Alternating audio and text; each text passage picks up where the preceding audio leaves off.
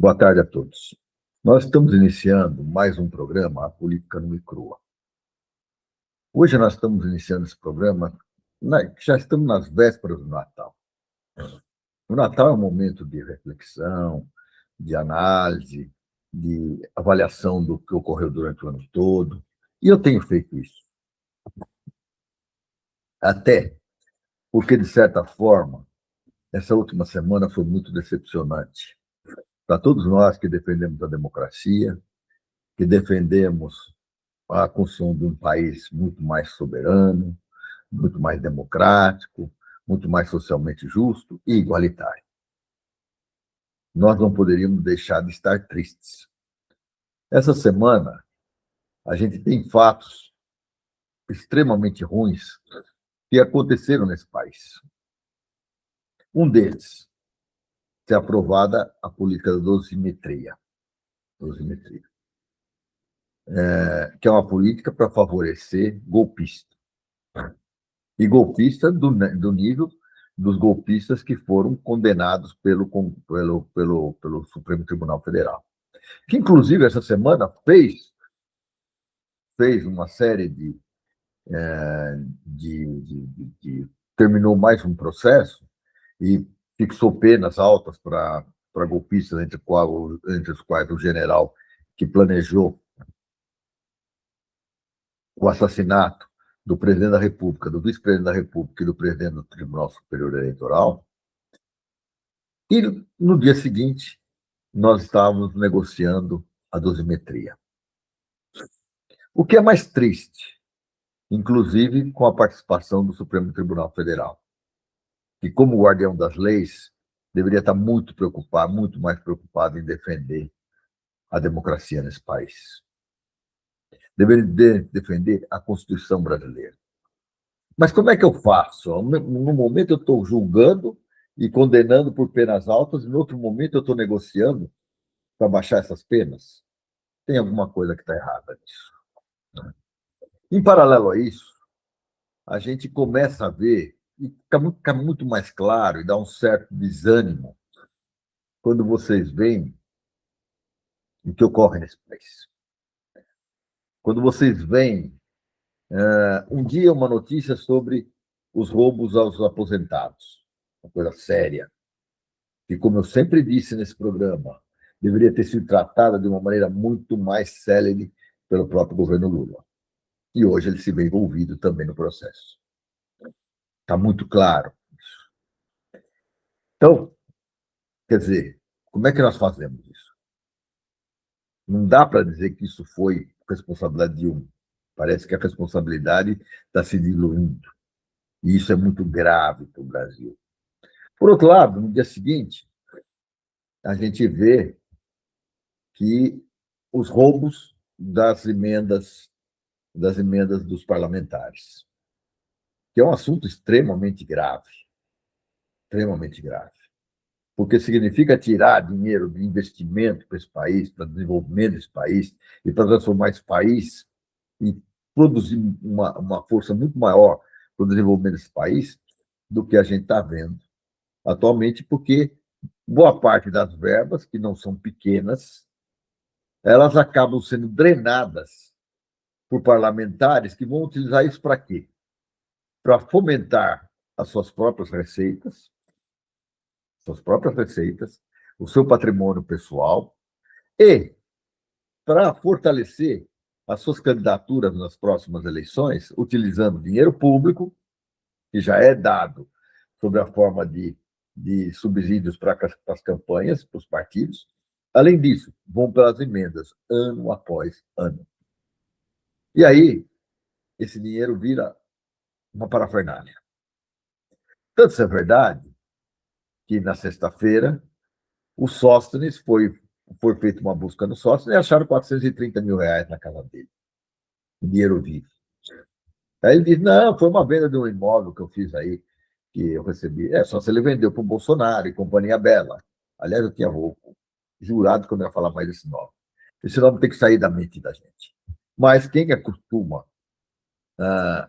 traficar, vender facilidades e ganhar facilidade, ganhar dinheiro vivo, e fazer negócios escuros é aquela família.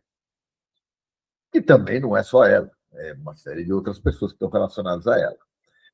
Mas, quando o cara vem com essa história para mim, e quando ele declara que o patrimônio dele é de 5 mil reais e ele tinha 430 mil guardado em casa, quem é que guarda 430 mil reais em casa? Qual é o objetivo de guardar 430 mil reais em casa? Segundo ele, porque ele esqueceu de ir ao banco. Tá, eu acredito. Vamos acreditar. Quer dizer, se você achou num endereço fácil, visual e tudo mais, que ele sabia que ele ia levar a pancada lá, 430 mil, você imagina quanto está por aí por fora. Bom, isso me fez refletir muito sobre o que nós queremos desse futuro, desse país. E aí, é uma reflexão maior que eu fiz, e vocês me desculpem que eu estou muito gripado, tá? Então, se vocês perceberem que tem alguma coisa que está aí, eu não tenho meios de. Não tenho os meios que tem a grande mídia, o bolsonarismo tem, de equipamentos que eles podem retirar uma série de situações que eu vou passar por aqui dentro desse programa. Espirrar, esse tipo de coisa, fungar, esse tipo de coisa que eu não queria. Então, vocês me desculpem. Mas vamos ao que interessa. Vamos ao ponto crucial da questão.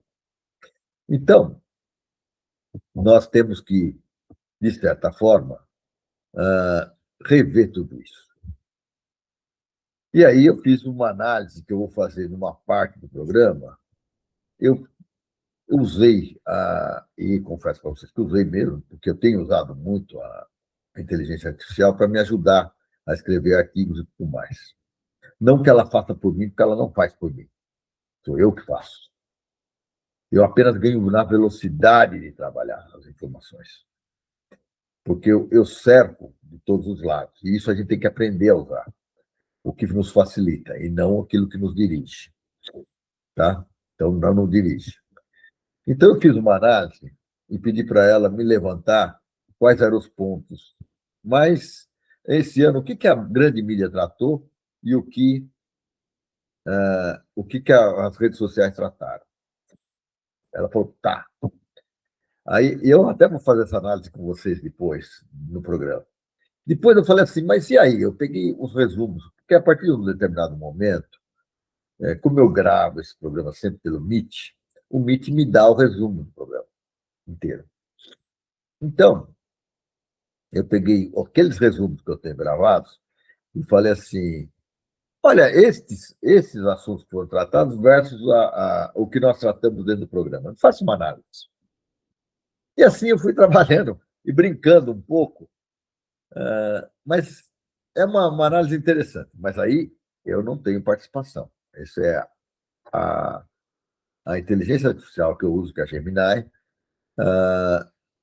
fazendo análise daqueles conteúdos. É lógico que ela leva em conta o que ela aprendeu comigo mesmo, tá? Dentro desse processo. É assim, eles absorvem o que é a nossa inteligência para que a gente possa trabalhar essa questão. Então, esse é um ponto que eu vou tratar. E o terceiro ponto que eu vou tratar também é tratar uma questão importante, que talvez vocês não tenham essa percepção. Mas para quem faz programa semana após semana, como eu faço para vocês, e que eu preparo material, e que eu penso no material, é um trabalho muito solitário, porque eu falo, eu transmito para vocês, às vezes eu faço um programa que eu acho que está bom e a audiência é pequena, mas às vezes eu faço um que eu acho que está médio e a audiência é alta. O que faz com que isso varie? Como é que eu posso melhorar esse programa? Como é que eu posso melhorar esse programa? Então, para mim, é muito fundamental receber as informações de vocês. Em muitos programas, eu já coloquei à disposição o meu WhatsApp, que é 11 981 818501, ou a minha rede social, ou o meu e-mail, é amauri.monteiro@gmail.com, para que vocês interajam comigo.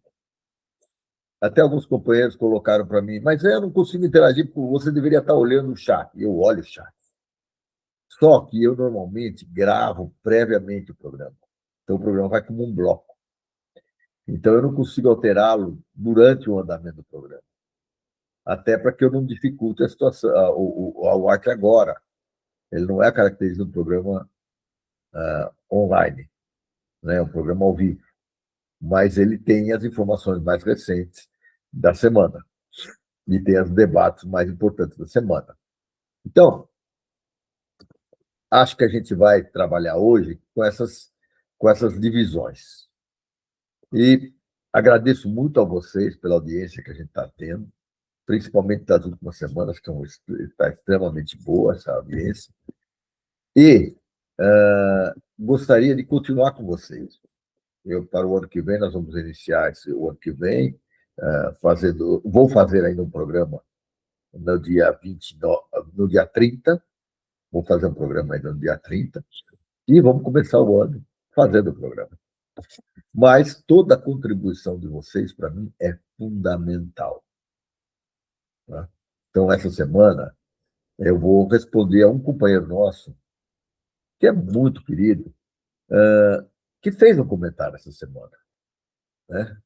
E fez um comentário bastante pertinente. E isso é importante, que a gente sempre dê respostas aos nossos companheiros. Bom, então vamos para a segunda fase do programa, para vocês, que essa semana foi muito complicada. Para mim, que sou um militante de toda uma vida por direitos humanos, pelo respeito aos países, a sua autodeterminação, a autodeterminação dos povos, que sou favorável à questão dos direitos humanos no país, que defendo a defesa da democracia, que sou contra e acho que as ações, que as ações que foram tomadas e foram decididas contra os golpistas foram de um porte bastante significativo e importante, principalmente quando atingiram generais e aprenderam e presidente da ex-presidente da República e pessoas que estavam rodeando essa pessoa e planejando um golpe. Essas pessoas deveriam ser punidas para mim exemplarmente. E na verdade a gente não viu isso. A gente viu isso. Mas agora, com a política da dosimetria, eles estão querendo fazer o quê? Quase chegar à anistia desse povo, incentivando a que eles tenham novos sonhos nesse sentido. Então, me preocupa. Me preocupa esse flerte do mercado, o famoso mercado, com a extrema-direita. Isso me preocupa muito, porque eles têm dinheiro para investir, eles têm força para investir. Eles não servem para nada, a não ser para roubar o dinheiro do povo brasileiro, para fingir que tem um banco central independente, quando na verdade é um banco que favorece a eles, e que eles manipulam valor de dólar, valor de bolsa, valor de coisa, para quê? Para defender os interesses deles, coisa que nós, o modesto público, não conseguimos fazer. E aí geram manchetes, grandes manchetes. Então, me preocupa muito isso. Me preocupa ver gente bastante abalizada, inteligente, preparada e tudo mais, defendendo esse tipo de gente. Esse tipo de gente e esse tipo de candidaturas que estão aparecendo por aí. Nós não temos mais uma discussão do que Brasil nós queremos. Essa discussão está muito longe. Não está acontecendo nem na esquerda, nem na direita, muito menos na extrema-direita. Então, nós temos que estar atentos. Nós não podemos deixar com que as coisas andem ao ritmo que elas estão andando hoje. E é muito triste. No dia 23 analisando o dia 23 de dezembro de 2025, a gente chegar à conclusão de que nós estamos fechando o ano discutindo questões extremamente desimportantes, olhando pelo aspecto do planejamento do futuro desse país. Nós estamos discutindo dosimetria, nós estamos discutindo uma série de questões, a questão de roubo de aposentado, a questão de roubo de emenda. Será que é isso que Deus deveria estar discutindo hoje? Será que isso não dá uma certa frustração em vocês? Nós deveríamos estar discutindo o que nós vamos fazer para que esse país avance. Nós devíamos estar discutindo como é que nós vamos acabar com essa política neoliberal que está asfixiando esse país, está asfixiando o desenvolvimento desse país, que está asfixiando o país como um todo. Nós devemos estar discutindo como é que nós vamos fazer uma auditoria dessa dívida, que ela não é nossa, e que ela é cada dia mais fomentada por essa política suicida do Banco Central. Isso nós temos que estar atentos. Ah, mas é só economia? Não, não é só economia. Nós temos que acabar com alguns tabus que nós enfrentamos. E aí, eu vejo aqui um problema, por exemplo, que até hoje, e eu que vivi a época, sinto que está na hora de acabar, mas de acabar não porque a gente vai esquecer e vai deixar debaixo da mesa, mas porque nós vamos abrir de uma vez esses arquivos para mostrar o que aconteceu naquele período da ditadura militar. Aquilo está amarrado. Queiram ou não queiram, aqueles filhotes daquele período são os que tentaram um golpe nos anos 2019 a 2022 e que no começo de 2023. É esse período que precisa ser passado a limpo e tem que ir para a cadeia todos os restantes ainda que participaram daqueles momentos e que torturaram, que mataram, que esconderam corpos. Então, está na hora da gente tomar uma atitude e passar limpo esse passado e punir quem deve ser punido. Não tem sentido os caras terem se aposentado como marechal quando tem crimes de mortes nas costas. E recebem aposentadoria, suas famílias, mulher, filho, neto, né? Sei lá o quê. Recebem aposentadoria de marechal.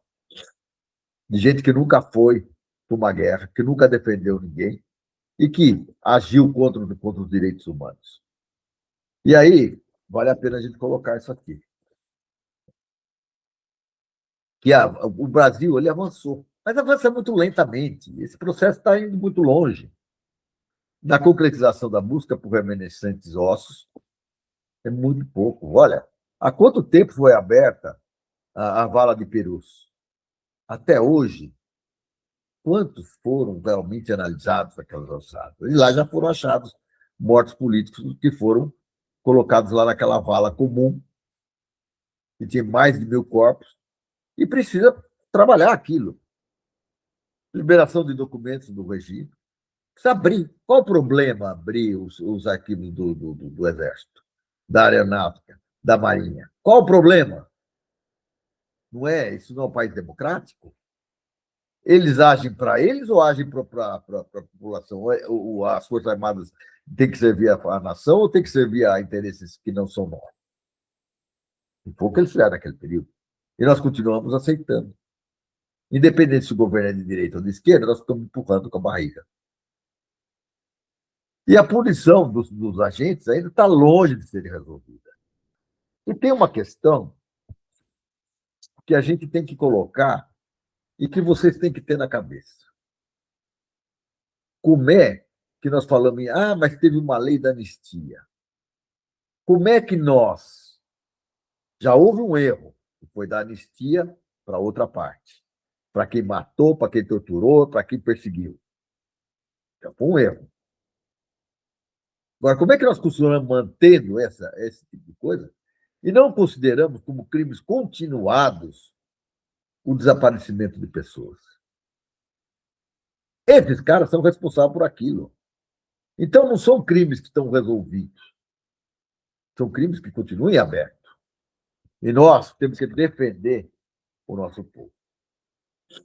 Esse ano, nós tivemos o evento do Ainda Estou Aqui, onde, e nós estamos aqui também de olho nessa questão, que balou uma curiosidade pelo tema, que trouxe um debate, que fez com que o governo refizesse os atestados de óbito de muitos dos nossos companheiros, que lutaram contra a ditadura, mas é pouco. É pouco. Essa questão tem que ser passada limpa de uma vez. As famílias têm que ter o direito de enterrar seus mortos, tem que ter respostas do Estado sobre os desaparecidos e tem que haver a punição exemplar mesmo que pós-mortem de quem participou desse processo. Aí nós vamos começar a trabalhar por esse país. A mesma coisa em relação ao golpe que tive tentado em 8 de janeiro de 2023. Dosimetria, diminuir penas de gente que agiu deliberadamente durante 4 anos para dar um golpe de Estado, só não deu por um acaso. Esse é um absurdo. É um absurdo completo. Deixa eles ficarem na cadeia. Quem precisa daquele traste que foi presidente do país, de volta na política e na discussão política nesse país? Ah, não é democrático sim deixar quem lutou contra a democracia na cadeia pro resto da sua vida. O resto da sua vida. Ah, mas ele está com dói-dói. Não tem dói-dói. Vamos dar o mesmo tratamento que nós damos para qualquer encarcerado desse país. Ou nós temos política diferente para ex-presidente e para encarcerado? Já tem cela especial para esse cara. Para ele, para os generais que estão sendo presos, tudo com celinho especial, dando trabalho para as estruturas. De repente, os quartéis vão estar lotados de presos.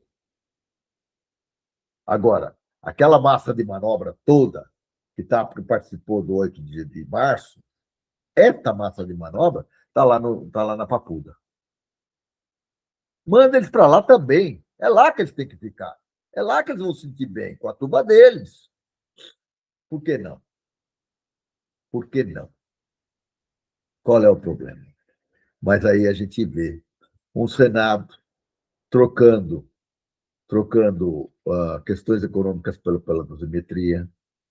Nós vemos uma série de situações sendo trabalhadas para quê?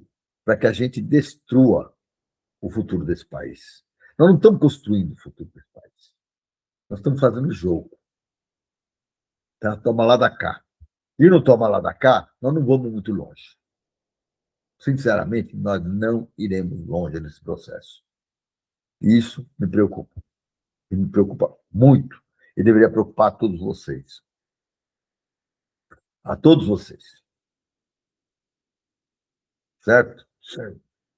Então, sob o controle da direita, o Senado reduz pena dos criminosos golpistas. A aprovação pelo Senado do chamado projeto de lei da dosimetria, que reduz a pena dos condenados pelos atos de 8 de janeiro e dos que lideraram a tentativa de golpe de Estado, como o ex-presidente de Jair Bolsonaro à frente, é um retrocesso que afronta a democracia, e eu concordo. E o pior, quando saiu da Câmara dos Deputados, esse projeto também beneficiava estuprador, chefe de quadrilha, o diabo de quatro. E quem que foi escolhido para fazer uma emenda parlamentar que foi caracterizada como não sendo uma quebra do projeto original, foi só um ajuste cadacional? Aquele infeliz do Moro, que é um vendido. Então, você dá protagonismo a quem não tem, a quem tinha intrínseca participação no processo de golpe desse país. É isso que nós queremos? É esse Congresso que nós queremos? É esse Congresso que nós queremos nesse país? Então, nós temos que estar muito atentos. Temos que estar muito atentos mesmo. Né? E aí, João Bernardo Melo Franco, no Globo, e ele coloca muito bem. No Senado, Papai Noel chegou mais cedo que os golpistas. O governo lava as mãos e bolsonaristas aprovam redução de penas capitães e generais. É isso que eu acabei de falar. Nós trocamos esta, que é a defesa da democracia, por uma emenda parlamentar, para poder ganhar um pouco mais de impostos. Quando isso devia ser uma coisa natural, do debate natural, e não como uma medida de troca. Não uma medida de troca. Acabar com essa política neoliberal de que questão social não pode ser tratada adequadamente. A gente esconde 1 trilhão de reais por ano que a gente paga de juros de uma dívida que ninguém sabe de onde veio, com juros que são determinados pelo mercado, em cima do Banco Central independente, entre aspas, E nós não conseguimos. E aí nós trocamos por isso. É isso. Isso me deixa feliz. Nesse final de ano, não me deixa feliz. A gente tem que aprender a trabalhar isso. E nós fizemos uma manifestação esse fim de semana, o que foi muito importante, em vários estados do país. Mas a imprensa abafou. Mas nós fizemos. E nós estávamos lá nas ruas. Eu estava lá. Eu estava lá. E muitos dos nossos companheiros estavam lá. A época é injusta, porque é época de Natal, em que as pessoas estão mais relaxadas, menos preocupadas com o que está acontecendo, mas engoliram a dosimetria. Quando nós deveríamos nos manter em peso contra isso. Mas nós vamos continuar trabalhando essa questão, porque é muito importante o compromisso, não só meu, como de todos vocês, dos partidos políticos que se dizem preocupados com o desenvolvimento desse país, para que a gente não deixe esse Congresso tomar frente desse processo. Não podemos. Aí vem a Vera Magalhães, também no Globo. Eu leio todo dia o Globo, a Folha de Londrina e o Estadão. Tá? Então, mas aonde eu fui pegando alguma coisa? Ela disse o seguinte, que o escândalo do INSS azeda o Natal de Lula. Azedou mesmo. E hoje, o escândalo dos... Hoje não, ontem. O escândalo das emendas azedou o Natal dos bolsonaristas. É isso que nós queremos de país? Ou era para a gente estar discutindo o que nós queremos para esse futuro desse país? Qual a educação que nós queremos? É aquela educação que eu vi um vídeo outro dia cantando canções de quartel dentro de uma escola pública do Paraná, canções que por si só não deveriam estar no quartel, que elogiam o assassinato em massa de pessoas. É isso que nós queremos formar nas nossas crianças, com essa mentalidade? Batendo continência? É isso? Não, não é isso que nós queremos. Quem tem um pouco de democracia na veia não quer isso. Não quer mesmo. Então era para a gente estar discutindo isso. Era para a gente discutindo muito mais profundo a questão da saúde. Era para a gente estar discutindo muito mais profundamente a questão da cultura. Era a questão de estar discutindo muito mais profundamente a formação das nossas próximas gerações. E nós não. Nós estamos perdendo com pautas que não nos dizem respeito, que não deveriam ser representativas para nós. Nós temos que ver, nós temos que estar preocupados com gente que está roubando na cara dura o país, quando nós temos, nesse momento, necessidades urgentes para desenvolver esse país. Nós estamos batendo palma para deputado que formaram as bancadas dos fugitivos dos Estados Unidos. Nós estamos batendo palma para um Congresso que não teve coragem de caçar uma deputada que foi condenada a 15 anos de prisão, 10 anos num processo, mais 5 na outra, e que tinha uma sentença do STJ para tirar o mandato dela. Um Congresso que demorou, só na sexta-feira, dia 19 de dezembro, tirou o mandato do Ramagem. Só no dia 19, tirou por faltas o mandato do traidor da pátria. Aquele que foi lá botar Magnífico em ministro, aquele que foi lá colocar tributos no país, aquele que foi falar mal do país lá fora para defender o paizinho. É isso que nós queremos no país? Então, isso, de certa forma, me trouxe um certo motivo para fazer uma avaliação do ano. Tá? E ver o que nós estamos fazendo. Nós não conseguimos fazer mais nada. Nós não conseguimos botar pautas sérias nesse país. Aqui nesse país, a gente abre um jornal e a gente vê, por exemplo, Câmara caça mandado de Eduardo Bolsonaro e Hamas. O Bolsonaro está com não sei o quê, está com dorzinha não sei aonde. O número 2 da Previdência é preso. Foi não, é afastado. O senador é preso. Entendeu? A crise do Correio. O Correio, que eu aprendi a respeitar a minha vida inteira. Os Correios, tem que dar um jeito nisso. Então, são questões. Esses leilões de saneamento. Será que esses grupos que venceram esse leilão em Pernambuco realmente vão fazer o que estão se comprometendo? Ou é mais uma maracutaia? Como é o que aconteceu aqui em São Paulo com a Sabesp? É o que vai acontecer em Minas com a venda da Copasa? Como é que é? Como é que é isso? É mais um trambique?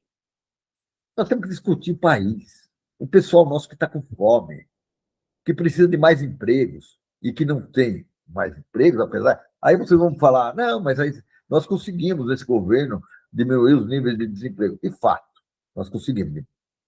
Parabéns para nós. Criamos um monte de subemprego. Criamos um monte de subemprego. Muita gente que se acha que é empresário, que é isso, que é aquilo. E não é. Porque daqui a pouco vai vir aqui para o governo para dizer: pô, fiquei velho, não consigo mais comprar o meu carro, comprar minha moto, comprar não sei o quê, para manter o meu negócio. Como é que eu faço? Nós temos que trabalhar essas questões e discutir esses assuntos. São assuntos que vão impactar esse país no futuro e já estão impactando hoje. Então, nós precisamos estar atentos. Precisamos estar atentos a muita questão. Eu tenho parabéns também para dar para o STF, que derrubou o marco temporal e reafirma o direito originário dos indígenas, respeitando a nossa Constituição. Mas, como tudo, tem sempre seu jabuti. Se foi invadido por alguém, a União tem que indenizar aquelas áreas. Pô, aquelas áreas já eram conhecidas. E nós temos que indenizar, nós temos que tratar. Nós vamos permitir a atividade econômica em área indígena. Ou seja, isso é destruição de cultura. Eles estavam aqui antes da gente. Então, tudo isso me preocupa. E deveria preocupar todos nós. Porque a mensagem que a gente deu esse ano nesse programa foi: nós temos que estar na frente, nós temos que estar na luta, nós temos que buscar muito mais gente do que nós conseguimos levar na Paulista no último fim de semana, ou que nós levamos em Recife no último fim de semana, ou no Rio de Janeiro que a gente levou no último fim de semana, ou na Bahia, ou em outros lugares que nós fomos. Foi importante? Foi, não nego. Mas nós podíamos ter feito muito mais. E deveríamos ter feito muito mais. E para isso nós temos que estar vigilantes. E sempre vigilantes. Bom, eu, então, não vou falar de Paulo Guedes, que está começando a aparecer por aí de novo, que é um grandes artífices desse modelo neoliberal que continua, que passa de um lugar para o outro, do liberalismo, que vendeu a Eletrobras, que destruiu a Petrobras, que destruiu. Eu não vou falar desse cara, de recurso, porque acho que nós temos que falar muito forte o que nós queremos para o futuro desse país. E não ficarmos só defendendo essas pautinhas que são dadas para nós todo dia. Hoje roubaram os aposentados, hoje roubaram o orçamento secreto. Então, vamos parar com isso. Nós temos que construir um país de verdade, um país para as nossas futuras gerações. E é isso que nós temos que buscar. Só isso nós temos.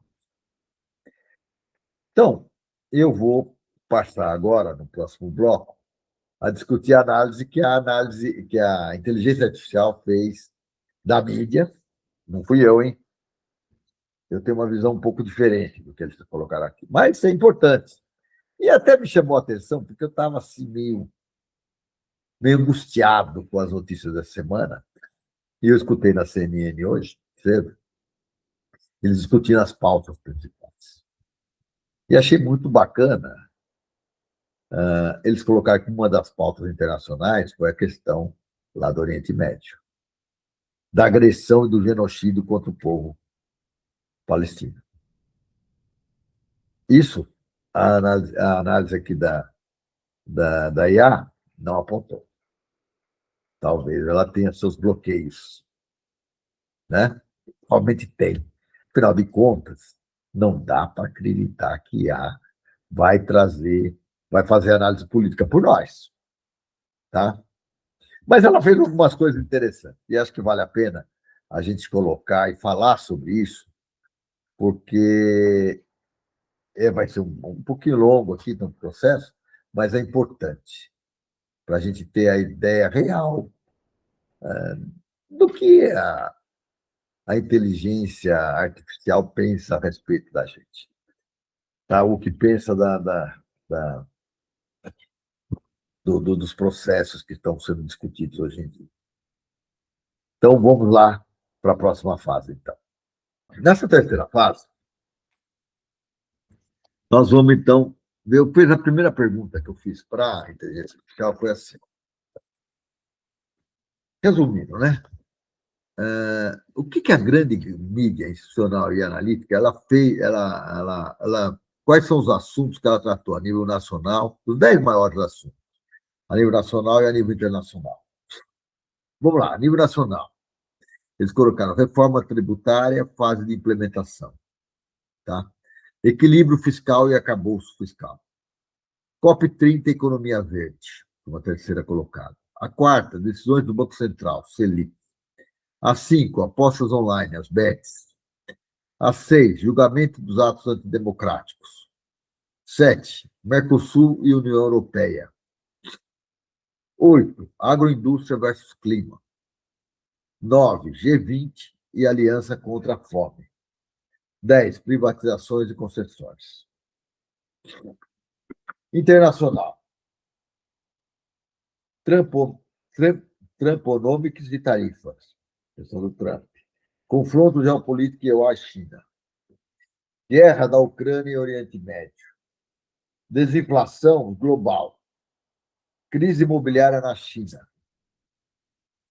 Crise imobiliária na China. Desculpa que eu estou lendo, tá?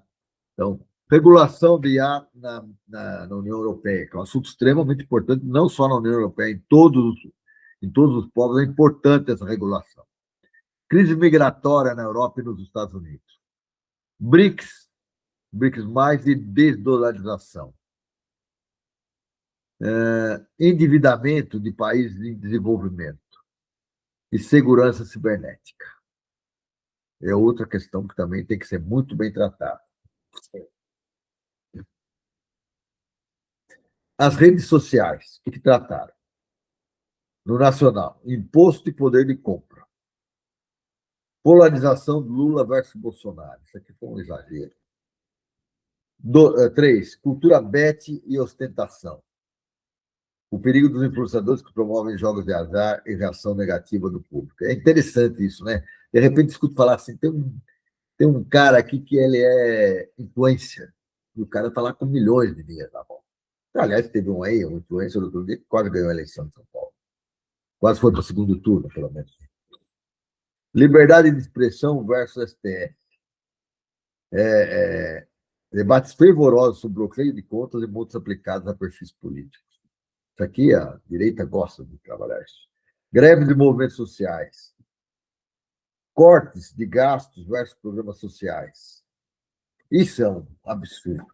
A responsabilidade fiscal ela recai sobre os programas sociais. Lá não podemos gastar. Mas, por outro lado, podemos pagar 15% de juros para os rentistas. Esse é o país que nós temos. E isso é muito forte. Educação financeira de nicho. Reclamações contra serviços públicos. IA no cotidiano. Brasileiros compartilhando como usam ferramentas de IA para aumentar a produtividade e ganhar dinheiro. Isso aí direto. Privacidade de dados. Preocupações com o uso de PIX e segurança digital após vazamentos noticiados. Internacional. Guerras narrativas. Israel e Palestina. Isso é terrível, né? Deepfakes políticos. O uso da IA para criar áudios e vídeos falsos de líderes mundiais. Isso é um grande perigo. E isso vai ter influência muito séria nas nossas próximas eleições.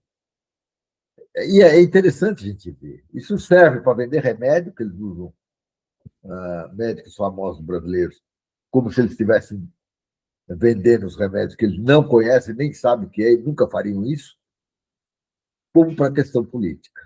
Vai ser um problema muito sério. E nós estamos dormindo com isso. Movimentos anti-establishment, que é a seção de figuras populistas que usam redes sociais para contornar a mídia tradicional. Críticas Big Techs, criptoativos e ETFs, popularização do Bitcoin como ouro digital, frente à inflação de moedas tradicionais. Clima e ativismo radical. Economia da solidão, impacto econômico da falta de conexões sociais reais, explosão de apps de IA e companhia. Work-life balance, boicotes consumistas, vazamentos de inteligência. E ela termina. Resumo das bolhas. Mídia institucional. Preocupa-se com a estabilidade. Juro, PIB, leis. Redes sociais. Preocupa-se com a percepção. Preços, liberdade e ideologia. Essa análise agora eu vou pegar uma análise de conjuntura para focar nos 5 itens de maior peso, né? De maior peso. Eu acho que é interessante, então.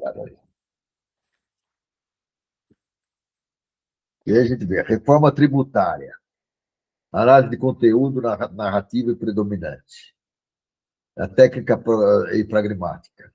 A mídia foca na regulação do IVA e no ambiente setorial, serviços versus indústria. Há um tom de alerta para pequenos negócios e otimismo cauteloso sobre simplificação. Equilíbrio fiscal, crítica e vigilante. O foco é a credibilidade do governo frente ao mercado, narrativa sobre perda de benefício da dívida e a necessidade de cortes de gastos para segurar o dólar acima de R$ 6. Selic e Banco Central. Estou pegando os 5 maiores, tá? Expectativa e transição. Análise profunda sobre a gestão de Gabriel Galípolo, o discurso central e a autonomia do Banco Central frente às pressões políticas do comparo da inflação resiliente. Primeiro, eu acho que esse Gabriel Galípolo ele é vendido de mercado. Tá? E essa questão a gente já discute bastante no nosso programa. E hoje mesmo a gente já falou disso. Regulação de apostas. Social e econômica. Cobertura focada no impacto das bets, da renda familiar e no varejo. Narrativas ligam o endividamento à saúde pública e a necessidade de controle estatal rígido. Que é sério. Julgamentos políticos. Jurídica e histórica. Relatos detalhados do processo do STF. A narrativa de prestação de contas e manutenção de ordem democrática com foco em evidências de ritos processuais. A mídia internacional, por exemplo, já é outro caso. Tarifas de Trump. Ela é disruptiva e alarmista. Analisada com o motor da inflação importada, a narrativa foca na quebra das cadeias globais, na retaliação de parceiros comerciais, especialmente China e União Europeia. Supremacia de IA, estratégia competitiva. IA não é vista apenas como tech, mas como uma nova corrida nuclear. Foco na regulação versus inovação agressiva e domínio da infraestrutura, que é a China. Conflitos e petróleo. Volátil e humanitária. Desculpa aqui, eu esqueci de desligar o telefone. Né? Esse é um problema que às vezes a gente enfrenta, né? E as pessoas não sabem que eu estou gravando nesse momento, né? Então, é importante a gente ajustar essas questões para que não aconteça esse tipo de problema, tá? Então, só peço para vocês desculpa, eu vou pegar já, botar esse iniciar, tá bom? É isso aí. Bom, então nós estamos falando de conflitos de petróleo, é volátil humanitário. A economia lida através do preço do barril e das rotas de suprimento. Narrativas focam resiliência energética e no custo do apoio militar. Ucrânia e Israel. Desinflação e juros, cautelosa e técnica. Foco no Federal Reserve. A narrativa central é o pouso suave, soft land das economias centrais, e se os juros altos terão um novo normal. COP30, urgente e financeira. O foco internacional está no financiamento climático, quem paga a conta, e no papel do Brasil como mediador entre o norte e o sul global. É uma análise que a inteligência artificial está fazendo do que ela viu dentro das redes sociais, né? Dentro da mídia. Nas redes sociais, ela já viu o seguinte: taxação de consumo. Ela é reativa e indignada. O imposto das blusinhas e a taxação do e-commerce internacional dominam. O conteúdo é movido por memes e vídeos de unboxing com críticas ao governo. É isso aí. Embate judiciário. É polarizada e militante. Divisão clara entre a narrativa da defesa da democracia versus censura e ditadura do judiciário. O conteúdo é emocional, focado em recortes de falas inflamadas. Custo de vida do dólar. Pessimista e prática. Vídeos curtos, comparando preço de mercado e viagens. O dólar alto é usado como símbolo de fracasso econômico ou estabilidade política. Eles mexem do jeito que querem isso. Proteção de crianças, conservadora e protetiva. Grande engajamento sobre a proibição de celulares em escolas e proteção contra algoritmos, unindo o país de diferentes espectros políticos. Betes e golpes. É uma alerta e denúncia. Relatos de perdas financeiras e críticas, influenciadores que promovem jogos, a narrativa é de defesa da comunidade contra a exploração. Bom, e aí eles continuam a análise deles lá. Síntese da diferença de percepção. A análise de conteúdo revela que em 2025 o Estado, o governo e leis é o protagonista na mídia tradicional, enquanto o indivíduo, bolso liberdade, é o protagonista nas redes sociais. A economia é vista de cima para baixo na mídia. PIB, juros, e de baixo para cima nas redes, preço, oportunidades de IA. Tá bom? E aí, eu peguei, em cima disso, peguei e falei assim, agora você vai pegar isso aqui e vai bater contra o que eu tenho tratado nos programas da política no Incrua. Tá? Então, eles dizem assim, essa análise final integra todos os resumos do programa A Política Nua e Crua, cruzando-se com o cenário político e midiático do ano. Com a inclusão dos arquivos, observa-se que o programa evoluiu de uma análise de conjuntura para um manifesto de resistência soberanista e técnica. Isso é verdade. Eu acho que o nosso papel é este. Não só de transmitir as informações, como também incentivar a nossa resistência a isso que está ocorrendo. Bom, os pontos de convergência que eles colocam em relação à mídia. Temas em comum, mas com profundidade extensa. Nessas pautas, o programa e a mídia tradicional trataram dos mesmos fatos, mas o enfoque da maioria foi propositivo e de combate. A derrota das tarifas de Trump.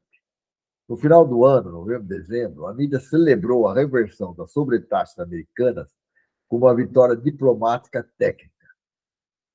O programa convergiu na celebração, mas ressaltou que isso só foi possível pela postura de cabeça erguida e pelas articulações dos BRICS, alertando que a ameaça imperialista é permanente.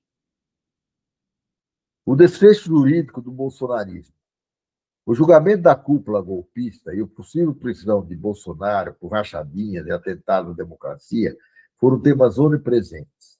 O programa deu enfoque da justiça histórica, combatendo ferozmente qualquer tentativa de anistia, tema que a mídia tratou muitas vezes sob a ótica da conciliação política. Conciliação política aonde? Aonde tem conciliação política nisso? A indicação de Jorge Messias ao STF. Enquanto a internet tocou em memes e a mídia em xadrez político, o programa trouxe o apoio institucional do Clube de Engenharia, focando na competência jurídica e no compromisso constitucional do indicado.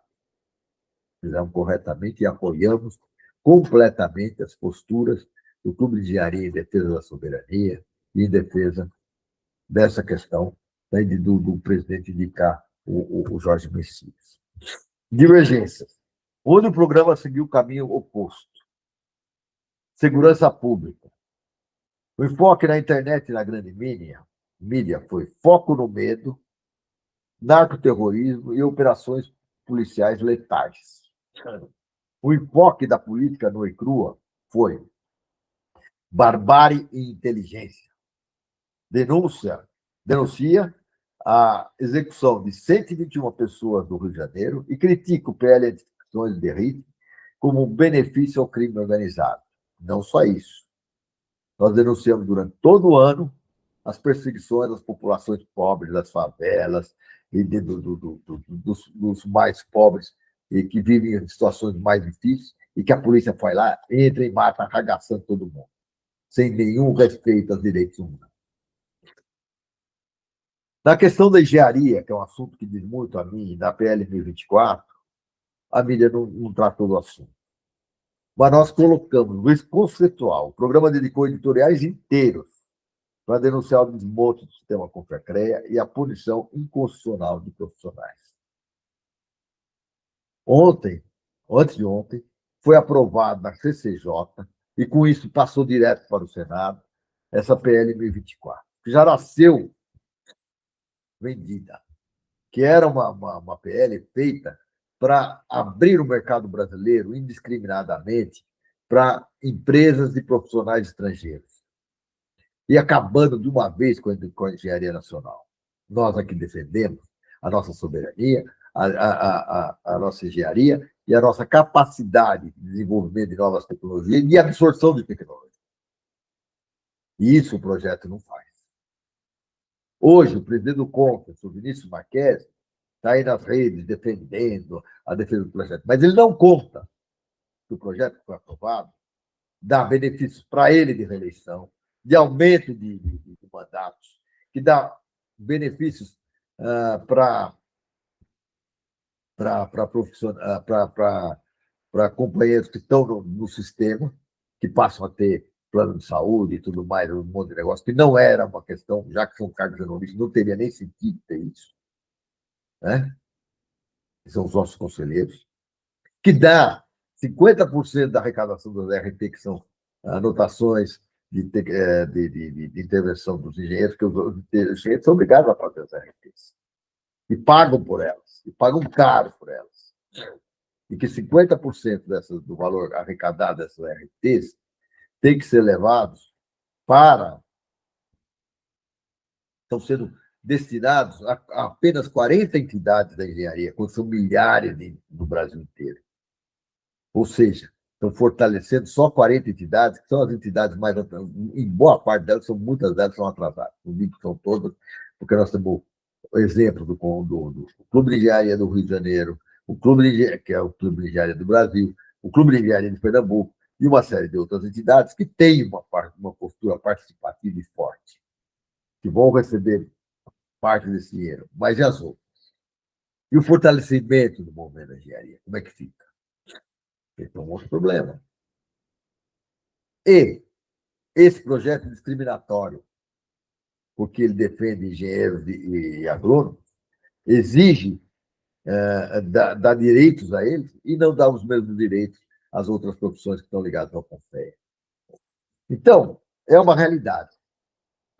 E isso a gente tratou muito durante todo o processo. E tem gente que vem falar, mas nós reduzimos de 20% para 2% a multa porque não paga anuidade. Primeiro, a anuidade é muito cara. Segundo, quem não paga anuidade, normalmente, são os desempregados, os que estão em subemprego, os que estão com dificuldades na vida, que foram provocadas depois dos anos 2014, 2015, naquele processo que derrubou a Dilma como presidente do país, mas também derrubou as empresas de engenharia. E que o país passou a investir muito mais no eleitismo do que no desenvolvimento. E aí houve evasão dos cursos de engenharia, houve dificuldades dos profissionais em pagar suas despesas, muitos deles estão morando de favor, com salários extremamente estrangulados, e depois vem gente falar que não, porque está faltando 300 mil engenheiros no Brasil. Se tivesse os salários, estavam inflacionados. Não estão. Não estão. Hoje é uma questão muito séria. Compensa mais ser engenheiro ou ter uma outra profissão? Hoje, os salários de engenheiro são oferecidos pelos concursos a R$ 3.500, R$ 4.000. Não se respeita o salário mínimo profissional, que é uma lei nacional. E esse projeto não trata disso. Deveria tratar. Nem trata e coloca esse projeto dentro da realidade do século XXI. Nós estamos falando de uma lei de alterações PL 2024, altera uma lei 5.194 de 1966. E nós não procuramos, em nenhum momento nesse processo, tratar a engenharia para o século XXI.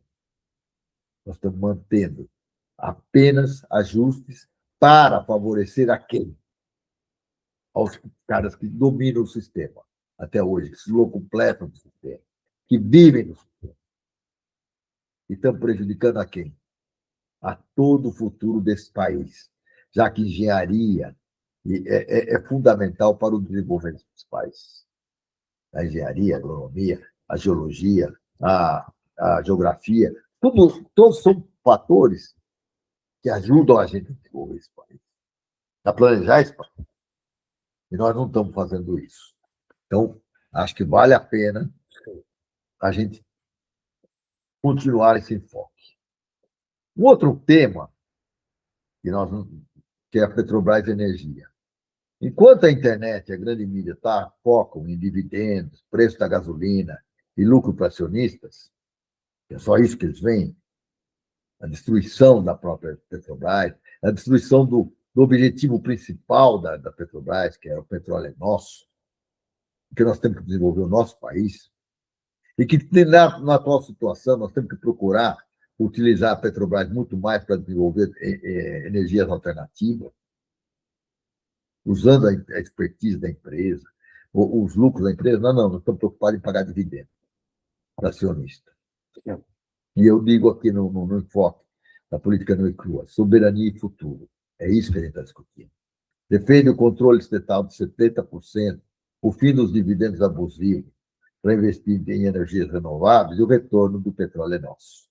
Acabei de falar nisso. Escala 6x1. É um outro ponto que nós temos que tratar. É tratada como debate sobre custo Brasil e produtividade. E nós tratamos como justiça social.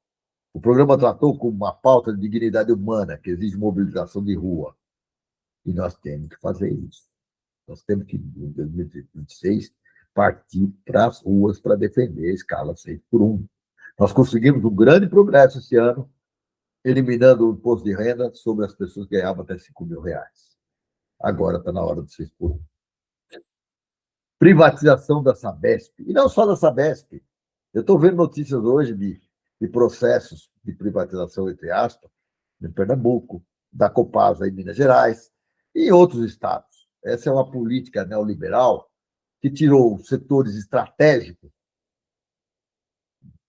né, tirou do governo o poder de definição e passou para terceiros. E aí a gente vê, depois a gente dizendo assim, olha, veja, deu uma ventania em São Paulo, e eu sei disso, eu moro num sítio, aqui um monte de árvores caíram, árvores boas, sãs, pela ventania, e a Enel demorou uma semana ou mais para começar a colocar as coisas em ordem. Por quê? Porque é uma empresa focada no lucro e não no atendimento da população. É uma visão diferente. E a privação do Sabesp é isso também. Vide, eu falei para vocês no programa anterior, sobre o que eles vão fazer aqui na minha cidade, que é Rio Grande da Serra, uma cidade que é uma cidade de proteção a mananciais, onde as florestas são grandes e que eles vão cruzar a cidade inteira, trazendo prejuízos grandes para socioambientais, trazendo prejuízos sérios à humanidade, porque nós vamos ficar bloqueados, não vamos ter condição de se movimentar para trazer a transposição de água da Billings para o Taiaçuqueba, que é Mogi das Cruzes. Aí muitos vão dizer, mas você tem água demais, eles não têm de menos. E daqui a pouco nós vamos ter de menos, eles também vão ter de menos.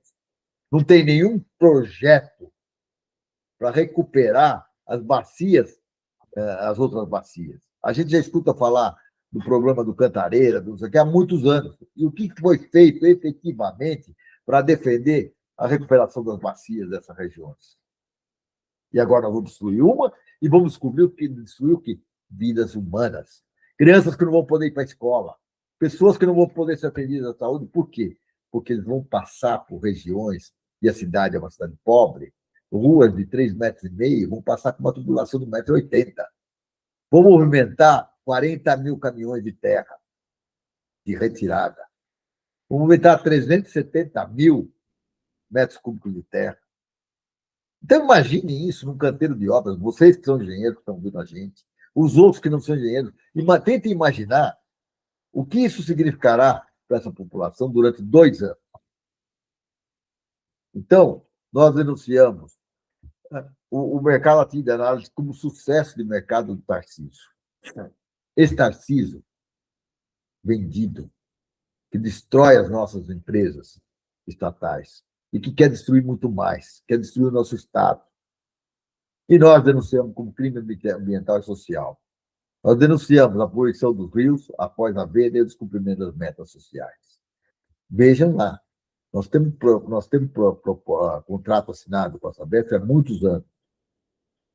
E o que eu vejo numa região que é produtora de água, como é a minha região, onde eu moro, agora, por decisão, depois que eu me aposentei, é a poluição completa de todos os rios e córregos, quando havia um projeto aqui de recuperação, de retirada de esgotos, passado por um interceptor central e jogar para tratamento numa usina de tratamento de esgoto. O que foi feito? Vieram aqui, cobraram, cobram, não dão uma assistência adequada de água para a população e, ainda por cima, jogam o esgoto para dentro dos nossos córregos de rio. É um grande crime ambiental. Bom, aí continua a análise. Acho que vale a pena a gente continuar essa análise, porque é interessante ver a visão de uma completamente diferente de uma. Quem fez a análise foi a inteligência artificial, não fui eu, tá? E nem fiz nenhum reparo a isso, tá? Porque normalmente eu cerco e trato para poder trabalhar. Mas essa aqui eu não fiz, isso aqui é o bruto. Aí ele diz o seguinte: enfoque único, a engenharia como escudo da pátria. Diferente de qualquer canal de análise política convencional, a Maurício de Castro, Monteiro Júnior, posicionou a engenharia nacional como o centro do desenvolvimento. Aí ele ressalta: o Fórum Nordeste de Engenharia, enquanto a internet discutia polêmicas passageiras, o programa focou na universalização do saneamento e na COP30 como oportunidades estratégicas. Crítica à engenharia EAD, que é a formação. O programa foi uma das poucas vozes a alertar que a formação precária na engenharia destrói a soberania tecnológica do país a longo prazo. É verdade. Eu acho que a análise dele foi pequena, mas tá bom. Chegou numa conclusão. Análise de encerramento do ano. A convocação para as ruas. Nos últimos programas, observa-se uma mudança de tom. O programa passou a criticar não apenas a direita, mas a chantagem do Congresso e a política de conciliação que impede reformas profundas. O ponto de maior enfoque, diferente de 2025, enquanto a internet se perdeu em algoritmos de ódio ou entretenimento, o programa terminou o ano com um chamado direto: ocupe as ruas. A maioria argumentou que nem o judiciário, nem o governo Lula conseguirão avançar sozinhos contra um Congresso focado em interesses próprios sem a pressão popular organizada. Conclusão. O programa Política Nua e Crua serviu em 2025 como antídoto técnico e ideológico. Onde a mídia havia gestão, o programa havia entrega de patrimônio. Onde a mídia havia crimes comuns, o programa havia atentados à pátria. A análise cruzada revela que o programa manteve o foco na soberania de longo prazo, enquanto a internet se manteve presa à reação de curto prazo. Isso foi um elogio. Quer dizer, onde a mídia via crimes comuns, o programa havia atentados à pátria. A análise cruzada revela que o programa manteve o foco na soberania de longo prazo, enquanto a internet se manteve presa à reação de curto prazo. Definir o programa, a política nua e crua, com base em todos os resumos de 2025, exige ir além da superfície da notícia. Não sou eu que estou falando isso. Isso é importante que vocês saibam que isso aqui é uma análise da IA. Se ele funcionou como um antídoto, é porque ele combateu ativamente o que a maioria identifica como o veneno da desinformação, ou do entreguismo e da passividade política. Com base na análise completa dos arquivos, eu definiria o programa como? Eu perguntei para ele, e como é que você define esse programa? Agora eu estou brincando, né? É gostoso você brincar. Primeiro, uma trincheira da engenharia política e soberania nacional. Essa definição pode ser detalhada em 4 pilares fundamentais que sustentam a identidade do programa. A engenharia como ciência do desenvolvimento. Diferente de outros programas de esquerda, que focam apenas no social ou no jurídico, o Política Nua e Crua define a engenharia nacional como espinha dorsal da pátria. Para o programa, a engenharia não é apenas construir pontes, é o exercício da soberania. Quando a Mauri critica o PLM 24 ou a Lava Jato, ele define o programa como uma voz técnica que entende que sem empresas de engenharia fortes, o Brasil vira uma colônia exportadora de commodities. Isso é um grave problema. O farol da memória ativa. O programa não trata o passado como museu, mas como ferramenta de combate. Ao ligar os 50 anos da morte de Herzog à necessidade de prisão de Bolsonaro e seus generais em 2025, o programa se define como guardião da memória contra a anistia. É um espaço que recusa o esquecimento conciliador proposto pela grande mídia e por setores do próprio governo. O radar anticolonial e antirrentista. A definição do programa passa pela denúncia constante do parasitismo financeiro. Enquanto a internet discute a cotação do dólar, o programa discute a desdolarização. Enquanto a mídia discute a autonomia do Banco Central, o programa discute o crime da Selic de 15%. Ele se define, portanto, como uma análise econômica descolonizada, que coloca o prato da comida e o emprego acima dos dividendos dos acionistas da Petrobras. Não sou eu que estou falando isso. Não sou eu. É importante a gente ouvir essas coisas. É aquilo que eu falo para vocês. Eu preciso da ajuda de vocês para fazer qualquer tipo de análise. E essa análise foi feita pela inteligência artificial, que não tem nada a ver comigo. Um catalisador de mobilização, o grito das ruas. É o 4º item que ele levanta. Ao final de 2005, o programa deixou de ser apenas um espaço de comentário para se tornar um instrumento de convocação. A definição aqui é de um agitador consciente. A Mauri não quer apenas que o ouvinte entenda a política.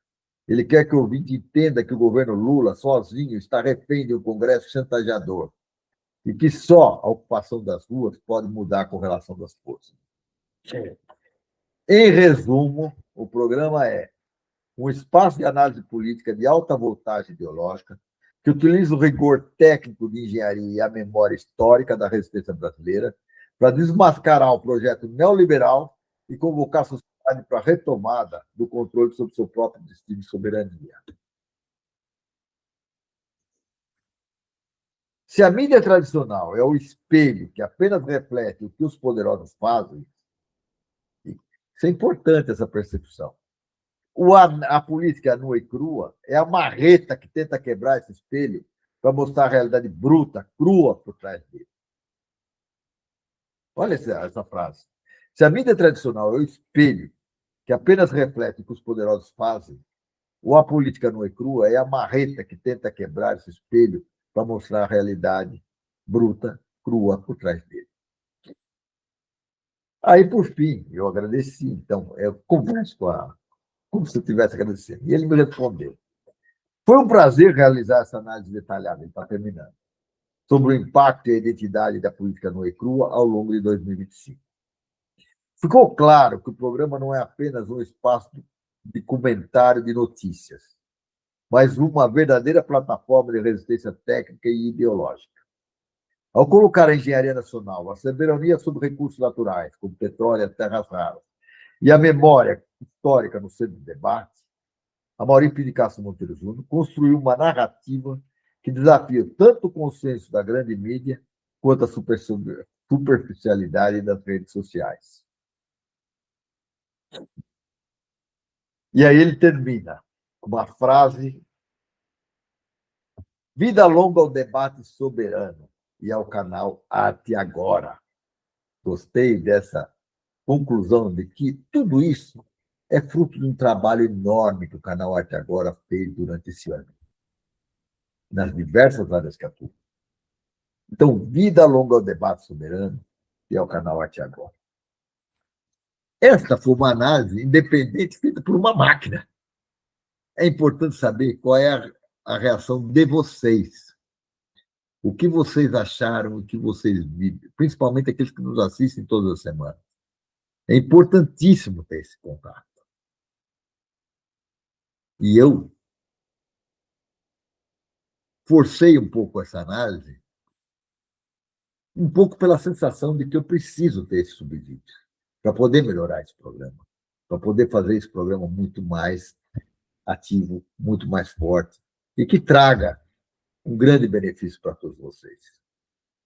Não basta, eu não quero trazer para vocês um programa em que vocês não participem, em que vocês não vejam, em que vocês não sintam o que eu estou falando, ou o que a inteligência artificial fez em cima dos N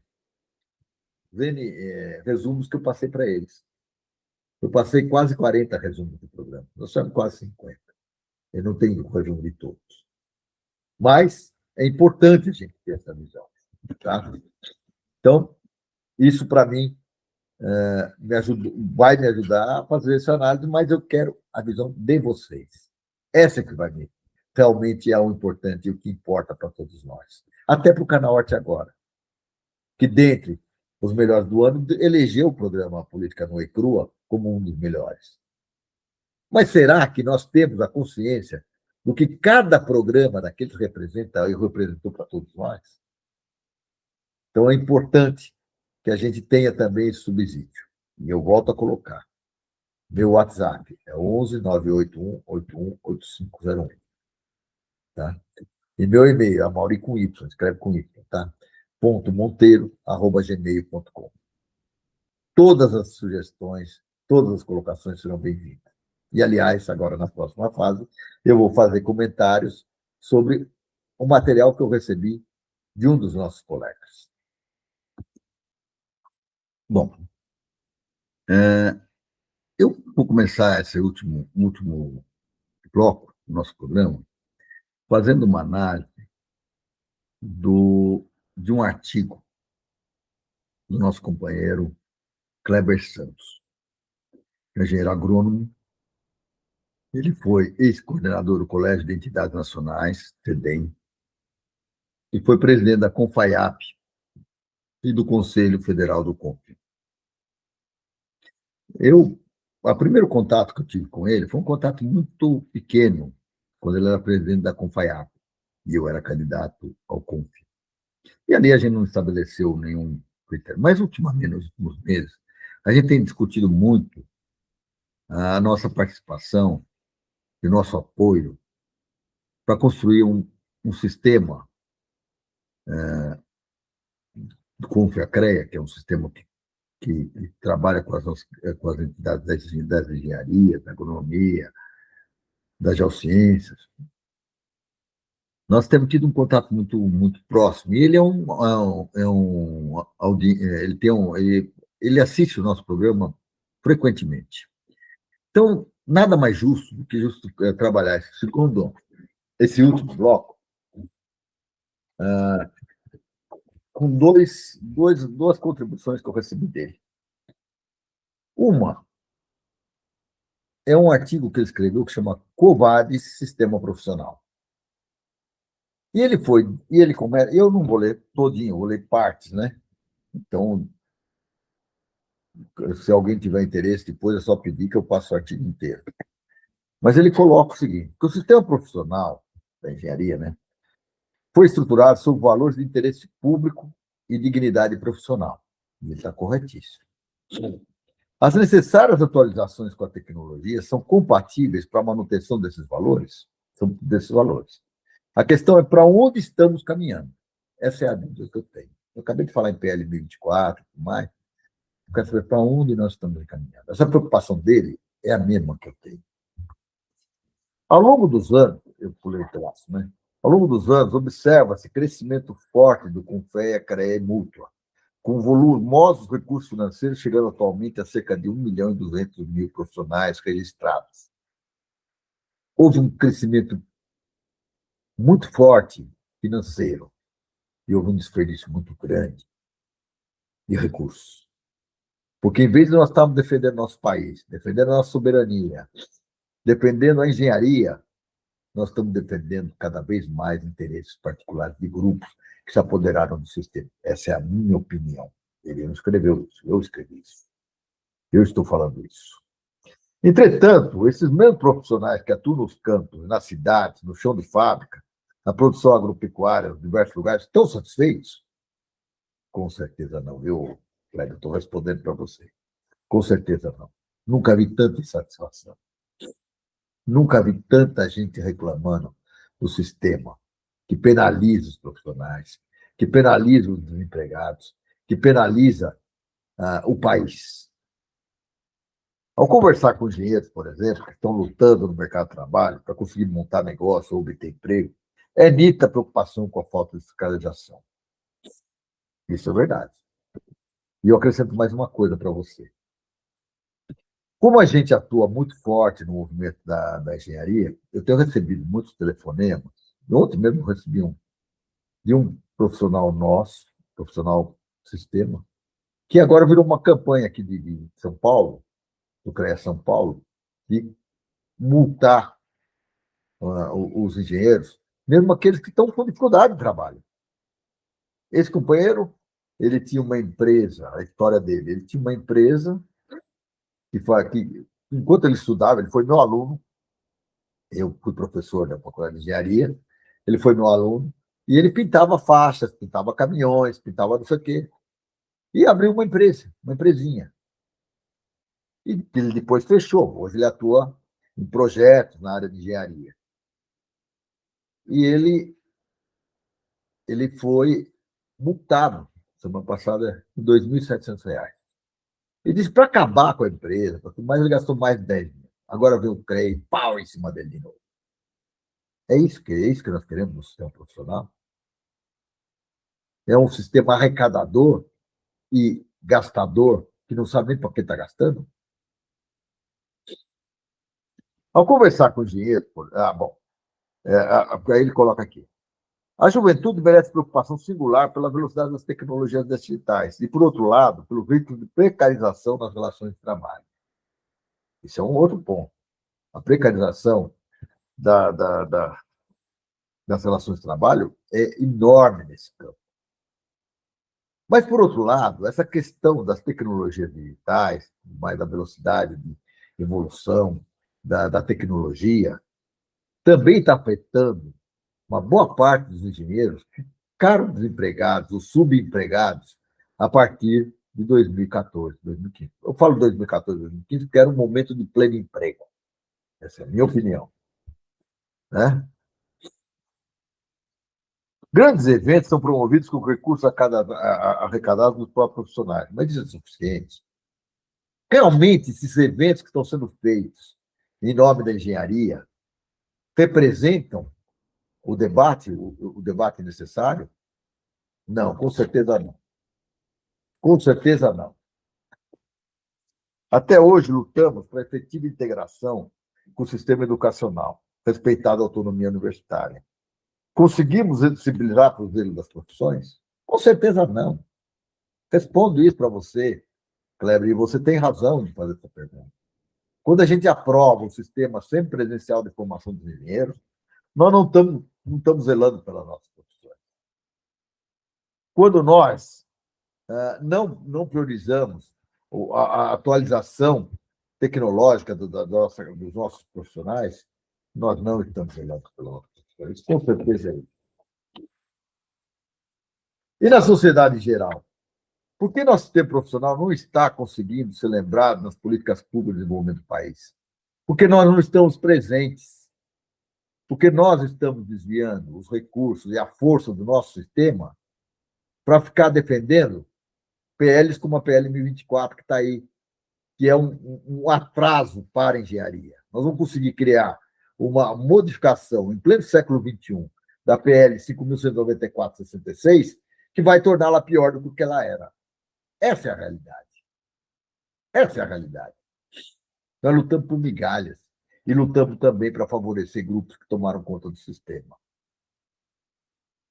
E aí o companheiro diz mais uma coisa. Certamente, com conhecimento profissional, a qualidade responsável, técnica, é essencial para combater a desigualdade social, para programas efetivos de habitação, para combater a fome, para a conservação do meio ambiente e o uso sustentado dos recursos naturais. Esse é o nosso papel. Você tem razão. O Brasil acaba de sediar a COP30 e tem papel proativo na liderança do enfrentamento à mudança do clima. Então, são oportunidades, responsabilidades que deveriam ser fortemente inseridas no processo profissional. Já é uma deficiência nossa na formação profissional de nós não entendermos que nós não somos só técnicos, donos de tecnologia. Nós temos também uma responsabilidade social e humana com a sociedade. Nós temos um papel importante no desenvolvimento do país, desenvolvimento das prioridades desse país. E aí você está certo. São oportunidades de corresponsabilidades que deveriam estar fortemente inseridas no processo profissional. As modernidades, como a inteligência artificial, fazem parte, devemos ser até mesmo protagonistas do cotidiano, mas também é preciso recuperar a razão da criação do sistema profissional. E você tem toda a razão. Que nós não podemos fugir e falar, não estamos vendo a inteligência artificial, como alguns dizem. Não, ela está aí, ela existe. E precisa ser regulamentada. E precisa ser policiada. Ela não pode falar por nós. Mas ela tem que ser utilizada por nós. Eu fiz hoje uma inovação. Fiz a análise do programa A Política Nua e Crua. E acabei de fazer um bloco atrás essa análise, para vocês discutirem. Né? Inclusive, pela situação de difícil sustentabilidade das nossas entidades de classe, justamente aquelas que lutaram na origem pela criação do sistema, que originou o Confecrea Mútua. De fato. Nós transformamos as nossas entidades em entidades que estão lá com PIBs, pedindo, pelo amor de Deus, para mim, arruma um dinheirinho para fazer um cursinho de 2 horas, 3 horas, 4 horas, que são cursos de engana-trouxa, para a nossa engenharia. Nós estamos, os nossos engenheiros estão desempregados, que precisamos que eles retornem ao mercado de trabalho. E nós não estamos defendendo o nosso mercado de trabalho. Nós não estamos lutando por isso. E aí está certa a crítica da questão da fiscalização. Nós não estamos defendendo o nosso papel. Hoje, quem fala pela engenharia não somos nós os engenheiros. Não somos nós os agrônomos. São juristas que falam em nome da engenharia. É um absurdo. Esse é o sistema que está ferrando a gente. O PL 1024, que propõe alterar a Lei 5.194, na proposta do relator, deputado Kleber Verde, apresentada recentemente na CCJC, incorpora o reposse de 10% da arrecadação das ARTs para as entidades de classe, com 50% dos recursos destinados às entidades precursoras, o que é um absurdo. Vai me desculpar. É querer, mais uma vez, criar um grupelho.